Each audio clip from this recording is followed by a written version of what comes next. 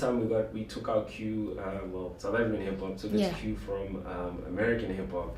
Yeah. And obviously the themes and stuff like that. Yeah. One of the themes is flash and kind of the image. Girls, and girls and stuff like that. And I think you took to Twitter, I can't remember when, and you started talking about how you feel the beauty and stuff like that, and you started talking about issues around that. So I mean, you're operating in that world where it's all about image, it's all about status and stuff like that. How do you balance that with kind of how you feel about different issues and things like that, and how, because I believe you were also in the Fees Must Fall. Yeah. You were a Spice Girl. I was a Spice Girl. Yeah. Oh yeah. Yeah. I mean, so how do you balance that? I mean, you're in an industry that's synonymous for being misogynistic, but you also have these strong views. How do you balance that? And how do you? My thing is just for proliferating for a level playing field. That's all I've ever wanted. So while you live your life, know that there's somebody who's coming or somebody who's there who's telling something completely opposite to yours. And for so long, women haven't judged because they haven't had enough leeway to talk about these things. But now that we can talk about these things, don't have an issue with it. Now that we can be rappers and we can be politicians, don't have a problem with it. It's very difficult for people to accept this, but you just have to accept it inevitably. I mean, I for instance, I've been ridiculed so much for my image, for how I look, for anything, for the fact that I have dark gums. People have said all sorts of horrible things.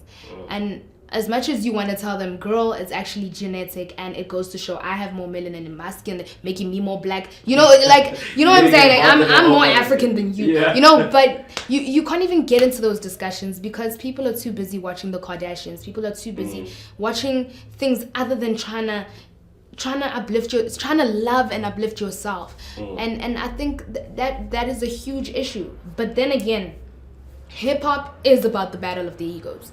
You're the baddest. You are the boss. You are that girl. You are that guy.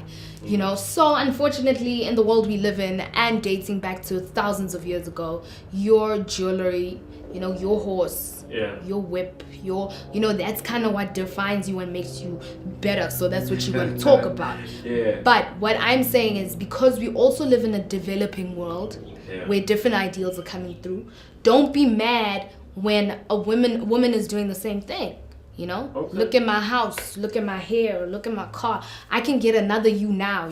Don't be mad at that because we've lived with your stuff for so long. We've lived with your ideals, and because of such a changing world, we're gonna have our own ideals. We're gonna we want people to represent us. That's why I always say, as much as she's not in hip hop, Babes Wodumo, oh my word. She is my savior. She is the ratchet that wants to come out for me in clubs, but I'm too afraid that people are going to judge me. And for the first time, because she's out there and she's, I can also feel like, oh my word, I'm allowed to do this. I can walk around in a bikini on Morale's video and feel okay with it, because Usher can do that, Deleuze can do that, a whole lot of Pretty Ugly can do that. Why can't I? So for me, it's always been about looks and standards, but once again, women are bashed more. We have rappers around the world with one eye, rappers around the world who look like they don't bath and they're male, and we accept it. But when a woman does that, oh my word, we all have to look like Beyonce, Nicki Minaj, or the Brads. Pick yours, and trust me, Nicki's probably gonna win.